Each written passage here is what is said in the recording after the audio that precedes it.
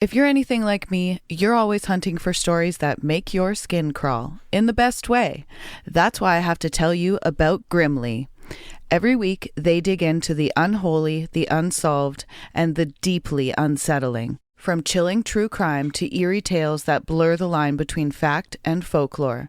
The production is hauntingly good, the storytelling, absolutely captivating. It's the kind of podcast that stays with you long after you finish listening. So if you're ready to explore the darker side of history and humanity, subscribe to Grimly wherever you get your podcasts. Just don't say I didn't warn you. Research and recording of Canadian creepies happens on the shared land and traditional territory of the Haudenosaunee and Anishinaabe peoples, many of whom continue to live and work here today. This territory is covered by the Upper Canada Treaties. A key treaty governing this territory is the Dish with One Spoon Agreement. This treaty between the Anishinaabe, Mississaugas, and Haudenosaunee people binds them to share and protect the land. Subsequent Indigenous nations and peoples, settlers, and all newcomers have been invited into this treaty in the spirit of peace, friendship, and respect. We all share the responsibility of ensuring the dish is never empty, meaning we must take care of the land and the creatures we share it with. Welcome, wanderers, to Journey Down the Crooked Path, a place where the stories are stranger, the shadows stretch longer, and the things that go bump in the night might just be listening. I'm Amanda Joy, your guide into the eerie, the forgotten, and the downright bizarre. Here, we step off the well-lit roads of Canadian creepies and venture into the murky corners of history, folklore, and the unexplained, where the whispers grow louder and the truth is never quite what it seems. So let's take a deep breath, watch your step, and whatever you do, don't look back. Once you start down the crooked path, you never know what might follow. You continuously hear stories about people running into something that absolutely did not come from any wildlife guide or biology class. You get stories about long shapes cutting through the water, giant fur-covered figures stepping out of the trees, and creatures that look like they crawled straight out of a nightmare. Some of these things have been a part of local stories forever. Others just show up one day with no warning at all. Like the Mothman sightings in Point Pleasant during the 60s, or the man-wolf reports in Wisconsin during the early 90s. The Jersey Devil, the Fresno Nightcrawlers, the Hopkins Goblins, Flatwood Monster. And then the internet showed up and said, okay, but what if we made our own monsters? Over the last couple of decades, we have a whole new category of creatures, ones that didn't come from old stories or regional traditions. They came from online forums, chain emails, Reddit threads, and late-night posts written by someone who probably should have gone to bed. These are the ones born from creepypasta. Creepypasta is basically digital folklore with a caffeine problem. Instead of kids whispering scary stories at sleepovers, you've got people posting them online at 2 a.m. Someone writes a creepy story. Someone else adds a sketch. Someone else claims that they saw it too. And then this thing has a name, a look, and a fan base. It spreads fast, and before you know it, people are arguing over whether it's real or just a really committed piece of internet horror. Cryptids come from the woods. Creepypasta creatures come from Wi-Fi. And sometimes the two get tangled up so tightly that even the people telling the stories aren't sure which category they're dealing with anymore. Slenderman is probably the most recognizable creepypasta character to come out of the early internet era. The character first appeared on June 10, 2009, when a guy named Eric, posting under the name Victor Surge, submitted 2 edited photographs to a Photoshop contest on the Something Awful forum. The images showed a tall, thin figure in a black suit standing behind a group of children. Eric added short captions that mentioned disappearances from 1983 and a fire in 1986. Those captions kicked off an entire mythos. Those online pictures hit the forums and other users started to jump in. People started adding their own photos, diary-style entries, and short horror scenes. The character spread fast across sites like YouTube, 4chan, and Creepypasta Wiki. By late 2009, creators were filming found footage series like Marble Hornets, where the actors played out encounters with Slenderman-type figures that they called the Operator. That series became a major part of how the character gained traction, with viewers following along as if they were watching a real investigation unfold. In 2012, during an interview with BBC Radio 4, Eric mentioned that even though the character's origin was public and tied to a specific date and forum post, some people still treated Slenderman as if he might be an actual entity. The comment became even more unsettling in 2014, when two 12-year-old girls from Wisconsin attacked their friend in an attempt to gain favor with Slenderman. According to police interviews, they believed that he lived in a mansion in the woods and would take them in if they proved their loyalty. The case drew international attention and pushed the character into mainstream news coverage. But of course, Slenderman isn't the only creepypasta character that jumped from forum post into the imaginations of online horror fans. Another one that shows up now and then is a creature called the Rake. The earliest versions of it appeared in late 2005 on 4chan, when an anonymous user decided to pitch a brand new monster. The description they posted laid out the basics. 6-foot humanoid that usually moved on all fours, skin so pale that it looked washed out, a blank face with no nose or mouth, and 3 green eyes arranged with one in the center of its forehead and 2 set further back on the head. The post added that when it attacked, a hinged jaw opened from the chin, revealing rows of small, dull teeth. The creature changed quickly as other users added their own ideas. When 3-eyed version faded, the design shifted to a thin, hairless, human-shaped figure with long limbs and a habit of crawling. The name The Rake stuck in the early thread. Many fans later pointed out that it resembled The Crawlers from the 2005 film The Descent, and that comparison became a part of how people talked about it now. But The Rake didn't take off right away. It resurfaced in December of 2008 on LiveJournal, where users shared short posts and drawings. In April of 2009, it returned to 4chan. 2 months later, it appeared on Something Awful, the same site where Eric had introduced Slenderman. Eric later mentioned that the Rake influenced some of his early ideas while he was developing his own character. By 2010, the Rake had spread across multiple creepypasta sites. Fans had created artwork, short stories, and video projects that built out its appearance and behavior. The creature became a regular part of online horror culture, showing up in YouTube series, fan wikis, and collaborative fiction threads. By 2012, the internet suddenly acted as if it had a whole new species crawling around in the dark. People were posting about pale, bony, hairless humanoids like they were giving neighborhood updates. You'd get someone saying that they saw one sprint across the road at 2 a.m, and another person swear that they spotted one crouched behind a shed, and someone else insisting that they watched a long-limbed figure climb over a fence like it had been practicing for a track meet. And instead of saying, "Hey, this looks exactly like the Rake," a bunch of users jumped straight into the older cultural labels. Some of it started to call it a skinwalker, pulling from Navajo stories about medicine man who could shift into animal forms. Others went with the Wendigo from the Cree and Algonquin traditions because the creature looked starved and moved in a way that kind of freaked them out. Then the internet did what it always does and started inventing new names. Suddenly you had fleshcats, goatmen, crawlers, a whole menu of labels for the same pale gremlin doing laps through the woods. The wild part was how many people were posting these stories with full confidence. They'd list dates and times and the exact stretch of road, and a surprising number of them said that they never heard of the Rake until someone pointed out the resemblance.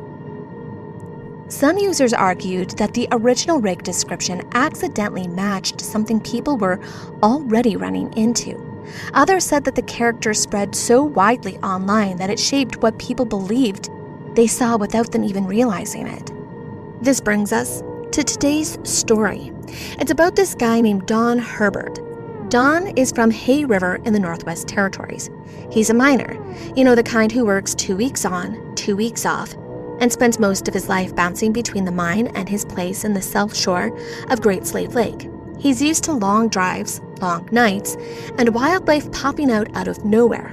Wolves, wolverines, the usual northern chaos. He's seen it all. So in mid-August of 2018, he's on his summer break, headed home late at night on Highway 2. If you've never looked at a map of the area, it's basically trees, more trees, and a road that feels like it was built just to test your nerves. Now Don is tired, he wants his bed, and he's only a few miles from town when something jumps in front of his headlights. He said it was crouched in a ditch on the left side of the road, and at first he thought it was just another animal. But then he got a better look at it. The thing was pale, grayish-white, and completely hairless. Its head was bald, about the same size as Don's, and he didn't see any ears. The eyes were dark, and the mouth looked like a beak with teeth.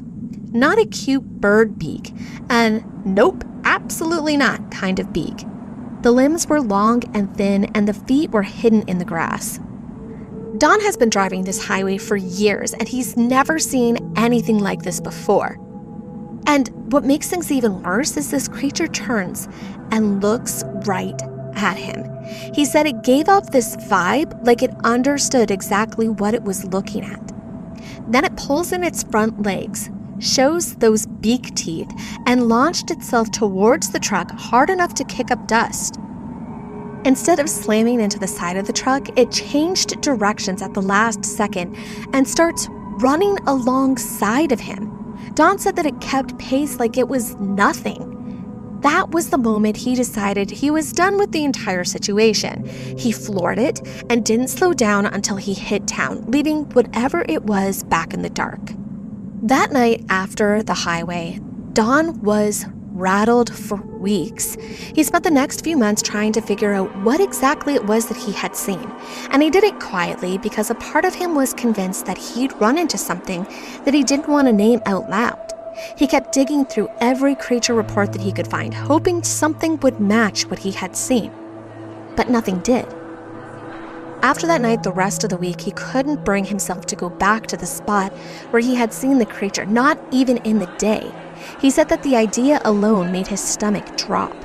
Don lives in town, right across from the Hay River. His driveway is long enough that you notice the walkway, and there's a nature trail across the street that runs along the riverbank.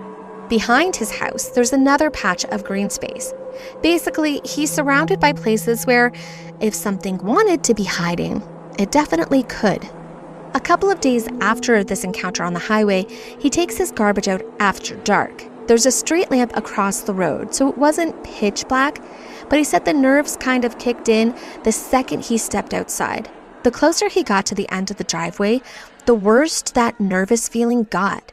He kept scanning the tree line across the street, checking both directions like he was expecting something to step out. Don sets the garbage at the curb, and then he freezes. There's no way he's turning his back on the woods, not happening. So he backs up the entire way up the driveway, step by step, his eyes locked on the tree line the entire time. When he reaches the front of his truck, he finally turned around and made the last few steps to the deck, and then straight into the house. Up until that point, Don was doing everything he could to shove the whole thing into the nope, not thinking about it part of his brain. Anytime the memory tried to creep back in, he'd mentally sprint to the opposite direction. He didn't want to analyze it, label it, or acknowledge it. He just wanted it gone. But of course, that plan lasted about 5 minutes. After the garbage run incident, he walked back inside, sat on the couch, and realized that he wasn't getting out of this. Those 4 or 5 seconds on the highway had dug in, and pretending otherwise wasn't helping. It's at this point that he finally asked the question that he had been dodging since the moment he drove past the creature. What in the hell was it? Not exactly a relaxing thought. He went back to work for his next 2-week rotation, and that's when he started talking about it. He told the story to anyone who would listen, hoping someone might say, "Oh yeah, I've seen it too." He wondered if he'd hallucinated it. He'd search for images online, trying to find anything that matched. He read other sighting reports, hoping that someone out there had described the same thing. He wanted a normal explanation more than anything. And through all of this digging, there are really only 2 possibilities that he's willing to consider. The first was that he really did hallucinate it, and that made sense on paper, but he couldn't shake the fact that he didn't just see the creature. He heard it too. The sound alone made the hallucination theory feel flimsy to him. The second possibility was that he had seen an animal that hadn't been identified yet. That idea pushed him straight into the world of cryptozoology. He wasn't new to the topic, but this was the first time that he'd looked at it with personal stakes. He worked in the Nahanni region and had spent 2 seasons mining on the Liard River, just upriver from where it meets the South Nahanni. Anyone who spends time researching the area for minerals ends up running into those stories about the Nahanni. And just a side note, dear listener, if you are interested in hearing more about those Nahanni stories, check out the 2nd episode of the Down the Crooked Path podcast here on Canadian Creepies.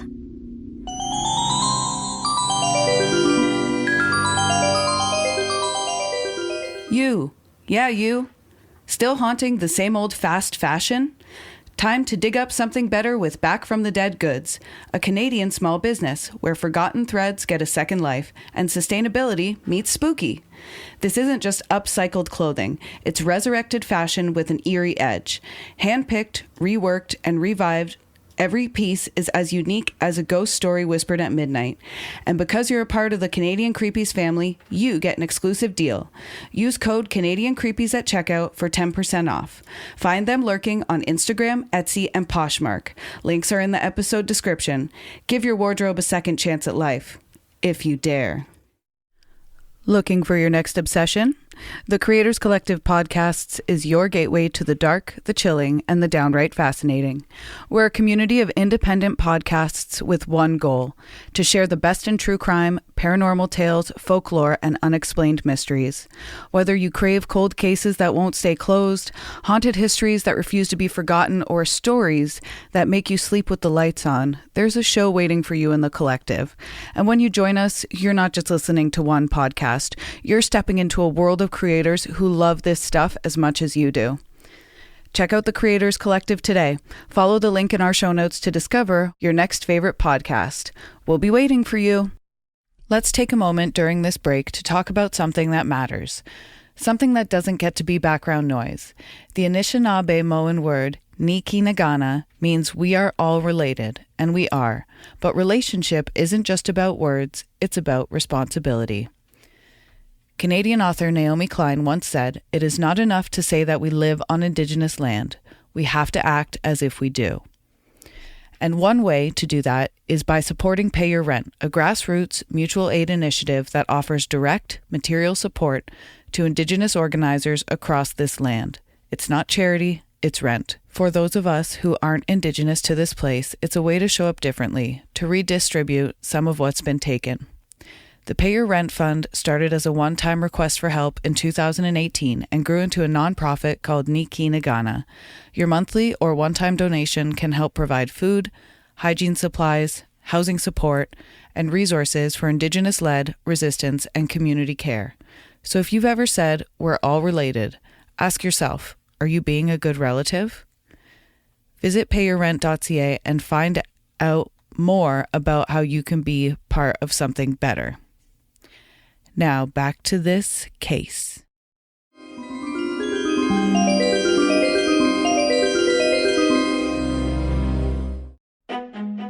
Now, Don has always kept an open mind, but the moment he saw that creature was the first time he thought of some of those old tales connected to the Nahanni, and that they might have more weight to them than he's ever given them. By the time Don got back from his rotation, he was done pretending that he could just shrug this off. He was frustrated. His coworkers weren't taking him seriously, and the whole situation had started messing with the one thing he'd always loved: being out in the wilderness. So he made a decision that absolutely no one would call relaxing.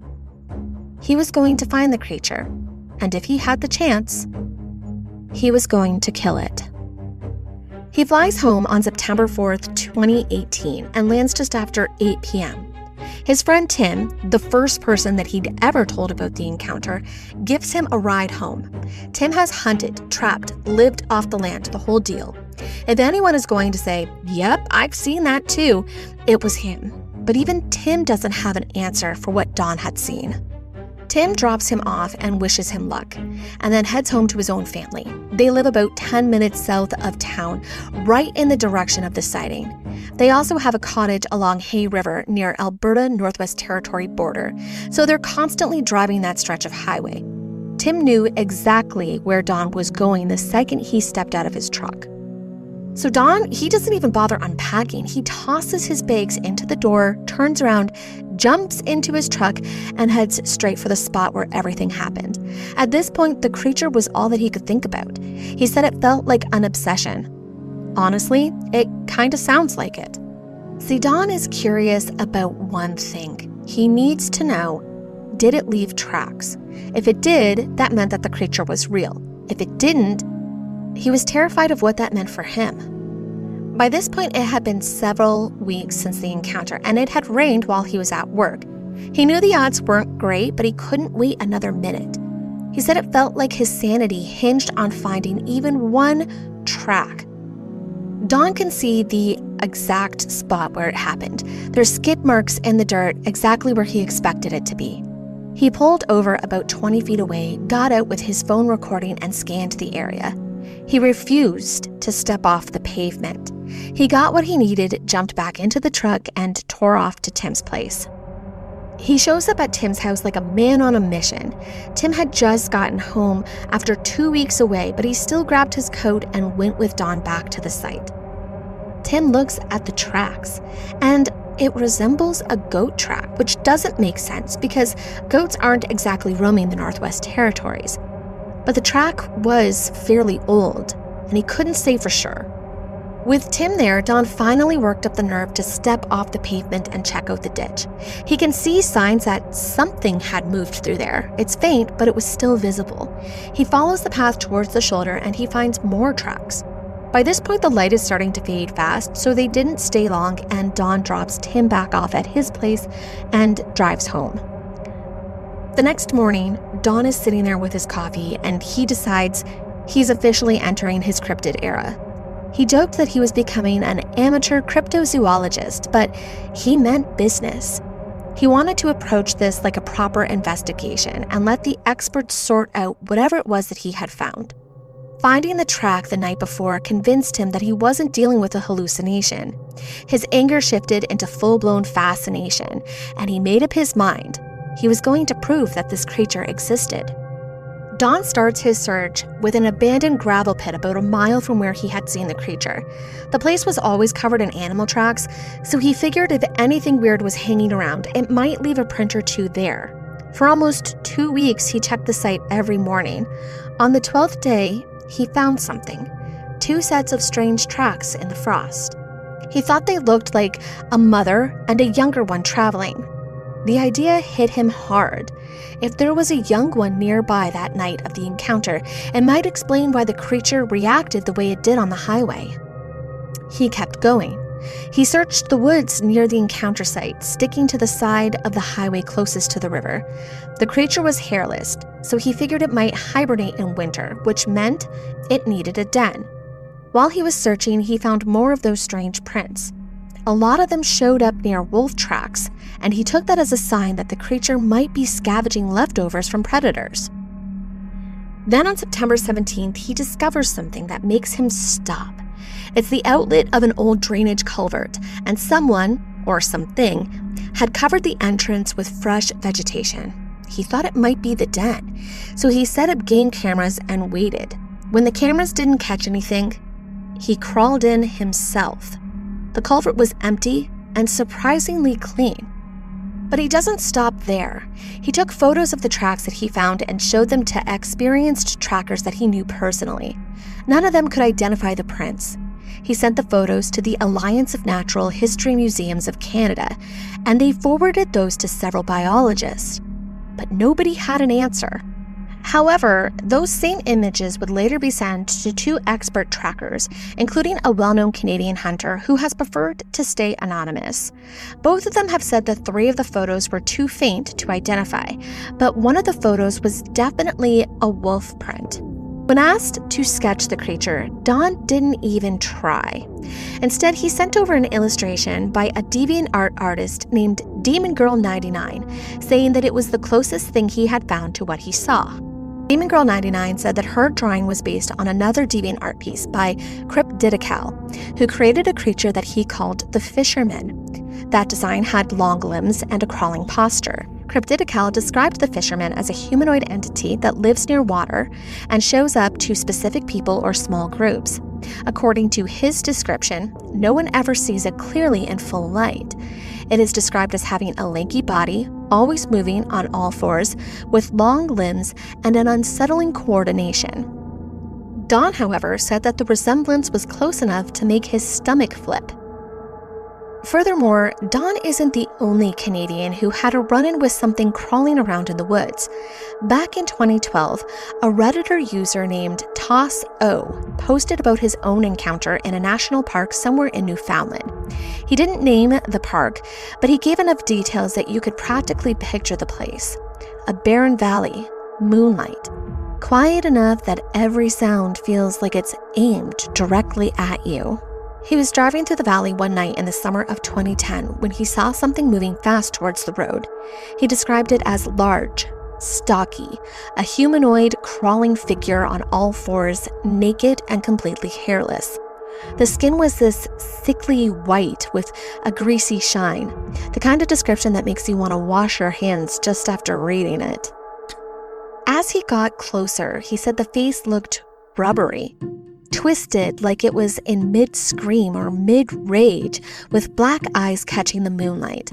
The expression alone freaked him out. He said it looked intelligent and gave him the impression that it wanted to tear into him with its teeth. Just like Don's encounter, the creature looked like it was about to slam right into his vehicle. He braced for impact, waited for the hit, and then it was gone. Nothing in the rearview mirror, no sound. No movement. Just gone. At the end of his post, Tosso admitted that he thought the creature might have been a demon. And of course, Canada said, let's add another one to the list, because in 2017, a Reddit user named Bale Bondsman dropped his own crawler story from Northern Ontario's cabin country. He said that he was 9 or 10 at the time, camping with his dad, and they were out on the lake hunting for mussels.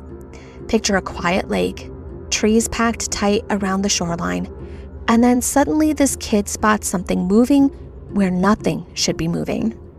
He sees this tall, skinny, human-shaped figure weaving through the trees. The skin was like white birch bark, and the whole body looked stretched out and wrong. He said it wasn't shaped like any animal he knew, but it also didn't look like a regular person. It moved slowly, almost like it was sick or exhausted. He told his dad to look, but by the time his dad turned, the creature was gone. Later in a post, he mentioned the other weird things about that camping spot. He and his dad would sometimes hear a humming sound coming from the marshes, and right before the humming started, everything else would go silent. He also talked about the little peninsula on the lake covered in mushrooms and dead trees that smelled awful every time they passed. But the one moment that he would never forget was when he woke up right before sunrise, still in bed, and he saw something at the window next to him. Half a face peeking around the frame, staring into the cabin. The skin was a pale orange, and the eyes were just black holes. He said it didn't look human at all. He hid under the covers until he fell asleep again, and when he woke up later, the face was gone, and everyone else in the cabin was already up. Of course, crawlers aren't the only things people claim to see in the Canadian woods. In the last few years, a handful of Reddit users have described tall, thin, naked humanoids that are kind of like someone mashed Slender Man and the Rake together and then dropped them into a random corner of the country. One of the most memorable came from a user named LilybirdGK, who posted in 2016 about something her boyfriend saw the previous summer at the Ovens Natural Park in Nova Scotia. If you've never been there, the Ovens is all intense cliffs, sea caves, and an ocean view that should belong on a postcard. In August of 2015, she and her boyfriend rented a cabin there with a few friends. They spent the day hiking the cliffside trails and exploring the caves, and then settled into the cabin that night for a game of cards. Her boyfriend lost badly, and one of his friends kept teasing him about his height, which did not help the boyfriend's mood. So he stepped outside to cool off. Half an hour passes. No boyfriend. So she calls his phone and he didn't answer, but he called right back and asked where she was. She told him that she was still inside the cabin, and there was this pause. And then he said that he was coming back right away. His voice had that edge to it, like, I'm trying not to freak out tone. When he gets back, he tells her what happened. He walked out to the trail and sat on a bench that overlooked the ocean. The moon was bright enough that he could see everything clearly. While he was sitting there, he heard footsteps and saw a figure walking by. He assumed that it was her coming to check on him until she called him from inside the cabin. And that's when it hit him. The figure he saw was way too tall and way too pale to be a normal person. He said it moved like a person, but the proportions were all wrong. Inhumanly tall, skin so light it practically glowed in the moonlight. The second he realized she hadn't been out there with him, he panicked. She said that he wasn't himself for the rest of the night and didn't seem normal again until lunchtime the next day. So here's where I'm landing tonight. We've got Dawn in the Northwest Territories, a kid in Northern Ontario, someone in Newfoundland, a boyfriend in Nova Scotia, all telling their own stories, all describing whatever they saw in their own words. And every single one of them is out there trying to make sense of something that shouldn't exist in the first place. This is where the internet loves to throw around the word tulpa, the pop culture version, not the original one. It's the idea that if someone thinks about something enough, if people talk about it, fear it, argue about it, or obsess over it, it starts to feel real. Not because it magically appears, but because the human brain is a menace and loves to fill in the dark with whatever it's been chewing on. I'm not saying that's what's happening here. I'm just saying that the human imagination is loud, stubborn, and sometimes a little too enthusiastic for its own good. And when you mix that with long highways, deep forests, and way too much moonlight, you get stories like these. Stories that stick with you long after you turn off the light. So whether these things are out there or just living rent-free in the collective imagination, I'll leave that up to you. I'm just here to tell you the stories people swear they've lived through, and let your brain do whatever it's going to do with that information. Thanks for joining me on this creepy journey through Canada's darker corners. If you love this episode of Canadian Creepies, be sure to follow Valerie on Instagram and TikTok at Radio Valerie, and on Instagram at Canadian Creepies. She's the one behind the socials, sharing behind-the-scenes stories, creepy photos, and sneak peeks of upcoming episodes. And if you're craving even more haunted history and twisted folklore, check out my other podcast, Down the Crooked Path. You can follow that show as well on Instagram and TikTok for even more haunted history, mythical madness, and spine-tingling storytelling. Come say hi, share your own creepy encounters, and help us keep the weird alive. Until next time, stay curious and stay creepy.